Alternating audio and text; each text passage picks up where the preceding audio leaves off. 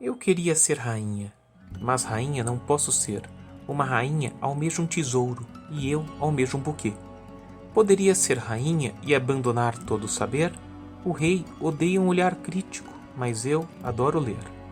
Para massacrar nossa vida, nossa velhice, nosso grito, o rei compra o parlamento e é chamado de mito. Batatinha, quando nasce, espalha rama pelo chão. O rei mito, quando dorme, envenena o colchão. Trechos do poema Quem é Rei, de Jéssica Milaré. Olá, meu nome é Maurício Lissistrida e hoje eu vou falar sobre reis mitológicos gregos. Incautos do Alto. Citando Menelaus Stefânides sobre Agamemnon. Abre aspas. O chefe supremo e rei de todos os reis do exército grego era o poderoso Agamemnon, rei de Micenas, rica em ouro. Sua esposa era Climenestra, a irmã da bela Helena. Agamemnon partiu para Aulis com 100 navios e reinava sobre a terra tal como Zeus no Olimpo. Isso ninguém contestava. No entanto, ele não era o mais corajoso nem o mais justo dos chefes aqueus. Muito pelo contrário, Agamemnon era filho de Atreu e a família dos Atridas era amaldiçoada. Pélope, seu avô, amaldiçoou e baniu seus filhos Atreu e Tiestes, porque eles haviam matado o meio-irmão deles, Crisipo. Perseguidos, refugiaram-se em Micenas, na corte do orgulhoso e covarde Euristeu, o tirano que encarregou Hércules dos 12 trabalhos. Logo depois que Euristeu morreu, ambos travaram entre si uma ambiciosa disputa pelo trono de Micenas. Começaram cometendo uma sequência de crimes e de vinganças horríveis que culminou com o assassinato de Atreu pelo filho de Tiestes, Egisto, e o assassinato de Tiestes pelo filho de Atreu, Agamemnon. A maldição que pesava sobre a casa dos Atridas estava destinada a passar para os filhos de Agamemnon. Fecha aspas. Muito bem, falando de Agamemnon, vocês têm que pensar uma coisa. Ser mulher, em muitas épocas da história, inclusive hoje, não é uma coisa fácil. Mas na Idade Antiga era mais difícil. Na Idade Antiga e perto de Agamemnon era bem pior. Só para vocês verem, o rei de Micenas sacrificou Efigênia, sua filha, a deusa Ártemis, simplesmente para que o vento soprasse para que os barcos gregos fossem levados à guerra de Troia. Agamemnon escravizou Criseide, filho do sacerdote de Apolo, e só a libertou quando Deus começou a matar os soldados gregos como se fossem moscas, ou sei lá, brasileiros em época do que alguns governantes chamam de gripezinha. Como ele ficou sem a Criseide, ele resolve roubar Hipodâmia, mais conhecida como Briseide, escrava de Aquiles.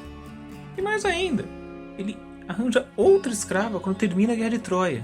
Cassandra, filha de Príamo, rei de Troia, é escravizada por Agamemnon assim que termina a guerra.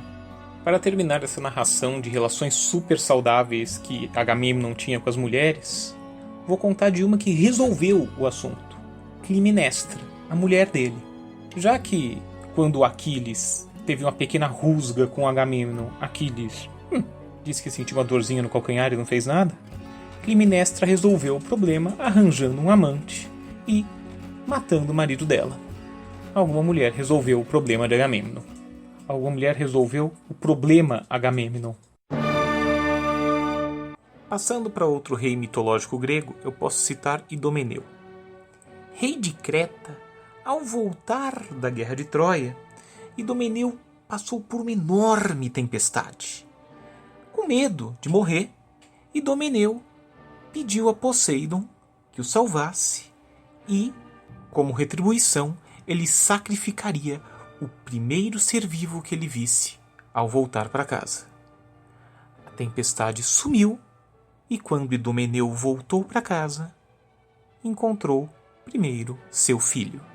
Não querendo desrespeitar Poseidon, Idomeneu foi lá e matou o seu filho, sacrificou o filho. Os pais do mundo antigo assim são admiráveis, assim, é impressionante. Bem, então ele sacrificou o próprio filho e os deuses, revoltados com uma coisa dessa, mandaram uma praga para Creta. E a população de Creta, revoltada com seu rei, expulsou Idomeneu de Creta.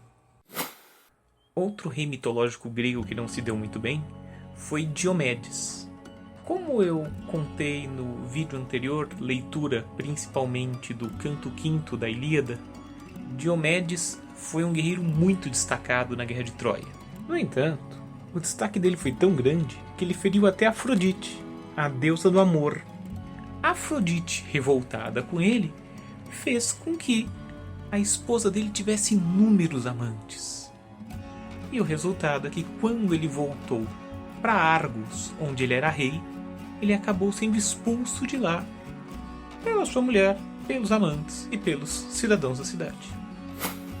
Para terminar, vale citar o exemplo de Odisseu.